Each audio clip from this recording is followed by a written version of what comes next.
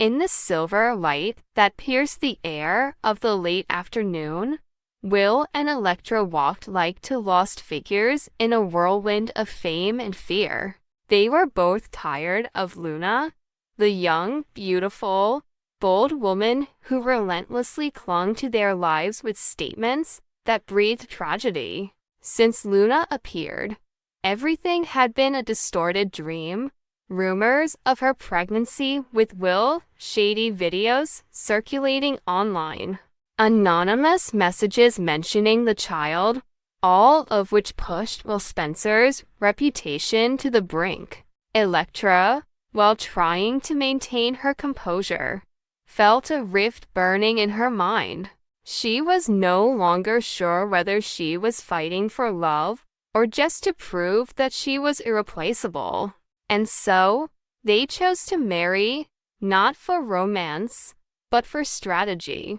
A flash wedding, like a counterattack to Luna's hysteria, like a wall erected to shield against the lies that were gathering like smoke. Fairmont Hall, the wedding venue, was brightly lit, but the light was cold and artificial. Between the white petals and the soft strings, there was a vague tension, like the breath of someone hiding a knife up their sleeve. Will smiled, Electra smiled, smiles as stiff as if carved in stone. Under her gorgeous white dress, her hands trembled slightly, and in his eyes a disjointed look, as if waiting for a storm to break. And then, the hall door opened. A girl entered, bright blonde hair, pregnant belly, eyes wide like two slashes of light. No one recognized her, but everyone felt something in the air change. Electra held her breath. The girl, whose face was almost a perfect copy of Luna Nozawa, stood in the middle of the auditorium, trembling but determined. She didn't need to speak, because just her posture and her protruding belly were enough to declare.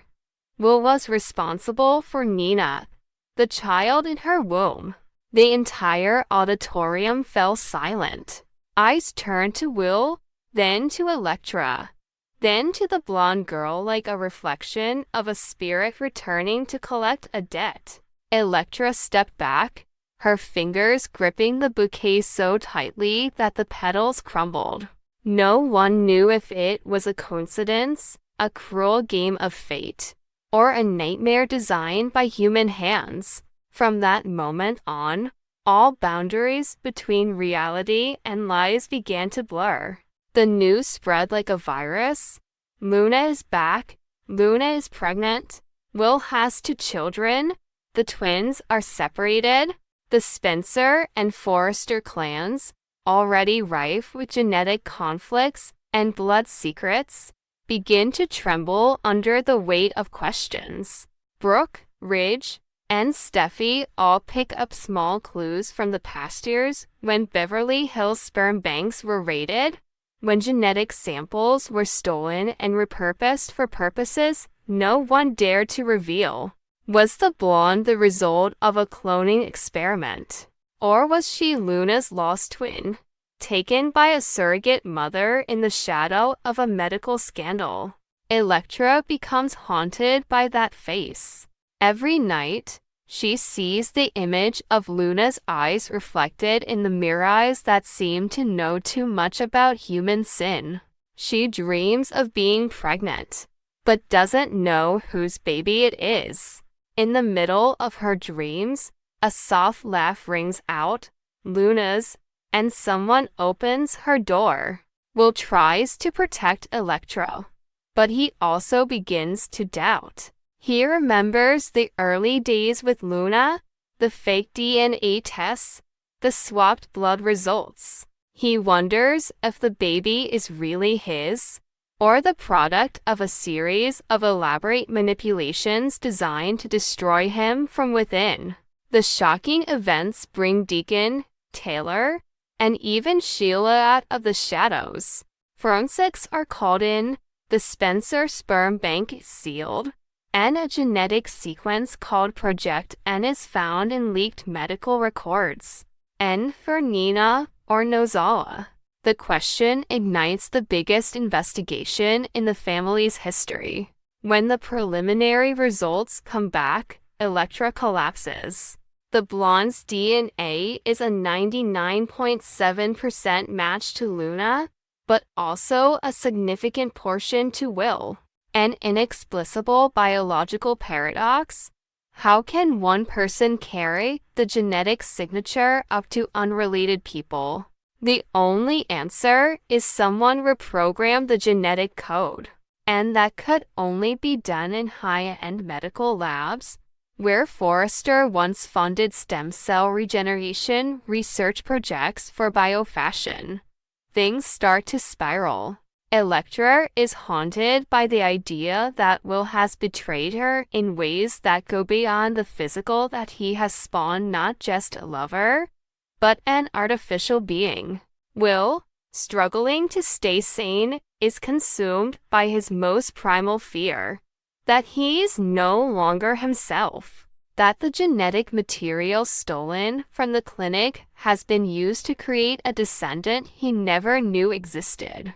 A nurse is seen in a hidden video drawing blood from Will while he was sedated after a car accident 3 years ago, and the hospital is where Luna was treated for her mental illness. From there, everything becomes a maze.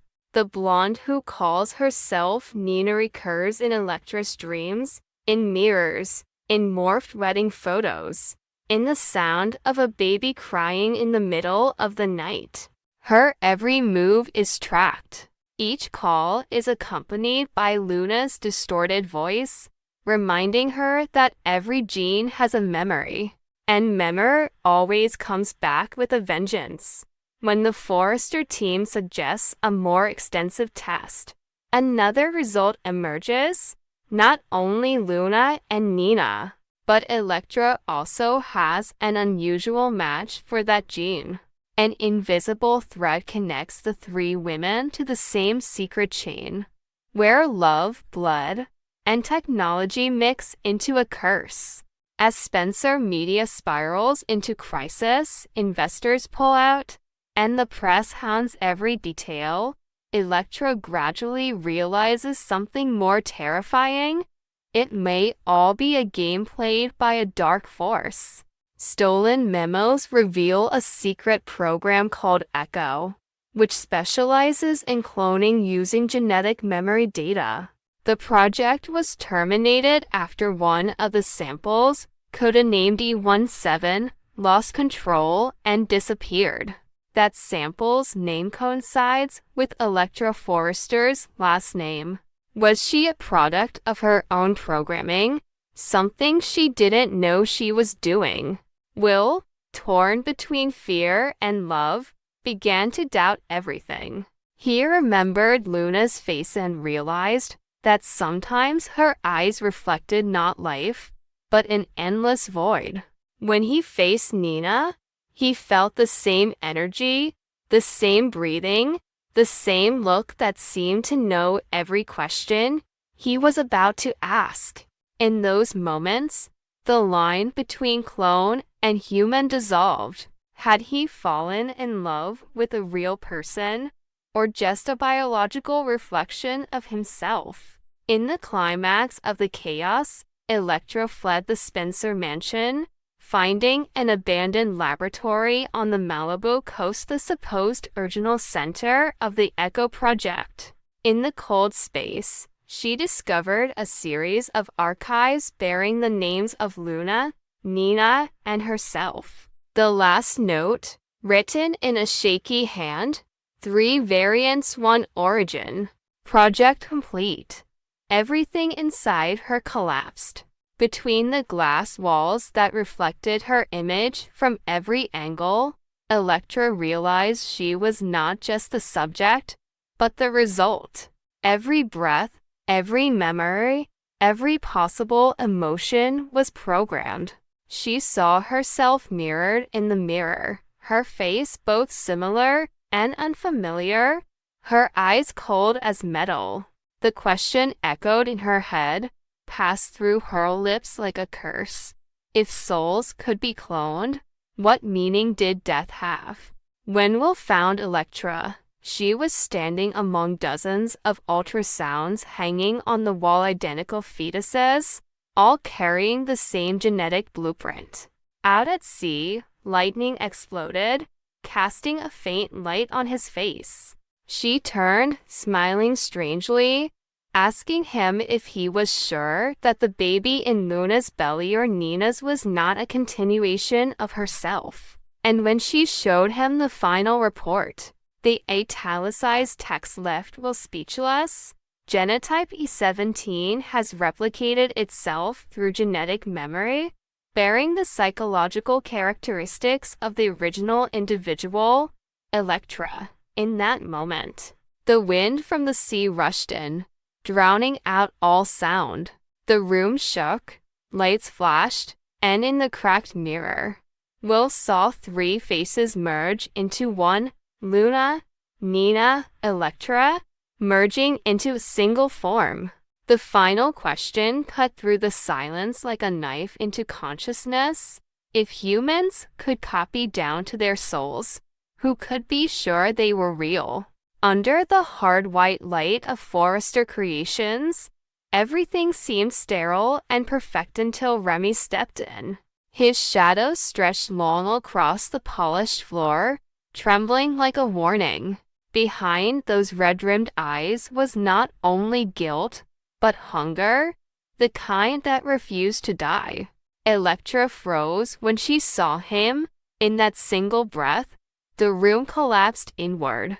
The man standing in front of her was not just Dick's lover, but the phantom that had haunted her nights, the one who had whispered terror into her bones. Her pulse throbbed like a war drum beneath her skin, while Remy's lips quivered between apology and obsession. He wept because that was what he knew how to do to survive, cry until the world forgave him. Yet his tears were strategy, each drop a calculation. Electra's memory unfurled like film burning in reverse. The chase through rain-soaked alleys, the distorted face appearing through the glare of headlights, the breath on the back of her neck. She had rebuilt herself piece by piece after that horror, sculpting poise out of panic, style out of scars. Now the past walked into her workplace, wearing contrition as camouflage. Dick couldn't know that the man who had shared his bed was the same predator who had hunted the woman standing before him. And when realization began to crack through his calm, the air thickened with an invisible static, as if the studio itself held its breath. Remy had learned how to weaponize technology the same way he once weaponized desire. The deepfake photos, the forged messages, all designed to isolate Electra, to make her run to him for safety from the storm he himself had summoned. It was an artistry of manipulation, digital ghost twisting truth until reality obeyed him. Now those same creations hovered above them, projected on the screens meant to display Forrester's newest designs, turning beauty into menace. Electra's face flickered across the monitors, smiling, pleading, distorted. The images taunted her, proof that Remy's reach extended beyond flesh. Dick's stomach turned cold as metal. He saw the trap closing around both of them. Ivy and Will entered like twin forces of reason, voices of a world still capable of justice. They stood beside Electra, hands steady, though their eyes betrayed the tremor of disbelief. Remy dropped to his knees, begging for redemption, promising transformation, his voice cracking into something almost human. Dick wanted to believe him because he needed to believe that love could cleanse the rot of history. Yet beneath Remy's confession was a vibration too controlled, a rhythm rehearsed. Forgiveness felt like a knife with a polished handle, beautiful until you held it too tightly. When the others left, silence swallowed the space. Dick closed the blinds, not to protect privacy, but to trap truth. Across the desk, Remy's tears dried into a thin glaze of desperation. Dick's mind spun between two worlds, one where he defended the man he loved, another where he recognized a predator begging for his next chance. The confrontation was not a clash of fists but of memories. Dick's voice cut through the quiet like a scalpel, measured, clinical, but trembling at the edges. He accused, questioned, dissected. Remy countered with a flood of remorse, each word dripping with rehearsed pain. He spoke of change, therapy, second chances. Yet even as he reached out, the muscles of his face betrayed a flash of triumph, gone as quickly as it appeared. Somewhere deep inside, Dick felt a flicker of pity ignited dangerous softness. That was when Remy leaned closer, his breath a whisper of rust on the air, confessing that he had visited Luna in prison. The words detonated between them. Dick staggered back, every nerve screaming. He had warned Remy never to see Luna, never to stir the ghosts that still haunted that woman's cell. Luna, the girl whose life had splintered because of Remy's earlier schemes, the one who had almost destroyed herself trying to break free from him. The revelation snapped Dick's restraint. Anger ripped through him like lightning, illuminating every hidden motive Remy had disguised as sorrow. Outside, the rain began to hammer against the windows, echoing the rhythm of Electra's heartbeat as she stood just beyond the door, listening. She heard the crash of a chair, the sharp exhale of rage, the muffled sound of remorse twisting into laughter. Inside, Remy's mask was slipping, his voice deepening into the one that had stalked Electra through the night. He didn't need to touch Dick. The words themselves were violence. He spoke of power, of control, of the thrill of being needed. Dick realized he was no savior, he was prey invited into the lion's den by compassion. At the Forrester offices, chaos rippled. Electra tried to explain to Ivy and Will that forgiveness was just another form of captivity, that Remy's sorrow was a mirror built to reflect the weaknesses of others. They wanted to believe her, but the line between victim and villain was blurring. The deepfake images continued to leak online, spreading like a virus, dismantling reputations, twisting stories. The public couldn't tell truth from simulation anymore. Every face looked suspect, every confession suspect. It was as if Remy's corruption had infected the fabric of perception itself. Meanwhile, Sheila, drawn by the scent of Deacon's turmoil, found delight in the fractures spreading through the people around her. To her, chaos was art. The mention of Deacon's name made her pulse quicken. She tasted opportunity in the pain of others. Deacon, struggling to suppress his yearning for Taylor, tried to bury himself in logistics, wedding plans, and the illusion of control. Yet the more he pushed love aside, the deeper he sank into the shadow of what love had made of those around him. Remy's madness, Dick's shame, Sheila's hunger.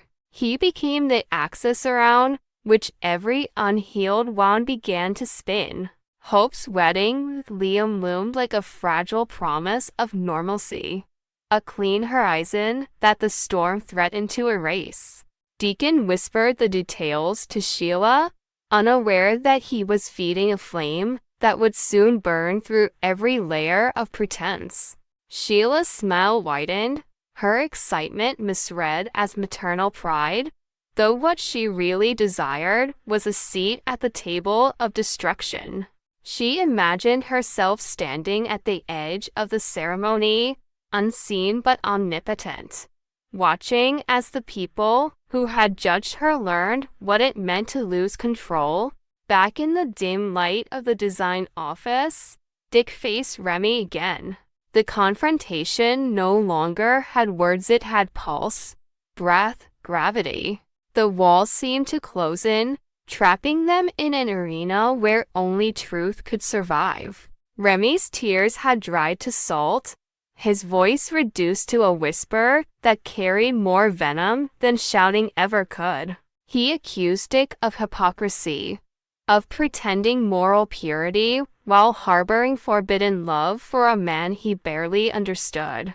Every syllable was a blade, carving away the illusion that Dick was different from him. When Remy reached out, Dick didn't move. For one haunting second, the air between them felt like the edge of a cliff. In another part of the building, Electra discovered a security feed. Remy had manipulated footage of her standing alone, looped and altered, showing her committing acts she never did. Panic surged through her as she realized how deep his infiltration ran. It wasn't just revenge, it was rewriting reality. She rushed toward Dick's office, but the hallway stretched endlessly, the light flickering like a heartbeat losing rhythm. By the time she arrived, the door was ajar, the room silent except for the rain and the slow drip of something unseen. Remy was gone. Dick stood alone, staring at his reflection in the window, his own face superimposed over the storm. Behind him, on the desk, a single flash drive blinked with red light. Remy's final message, or perhaps another trap. The question hung in the air, heavier than thunder. Was redemption ever real, or merely another performance perfected by those who needed to be believed? Outside, Electra watched the city lights shimmer like broken glass on the wet streets, wondering if monsters ever truly vanish, or if they simply learn to wear new faces.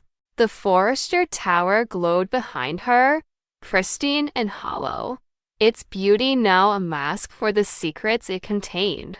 Somewhere far away, Sheila's laughter echoed through Deacon's phone, a sound that promised the next storm had already begun.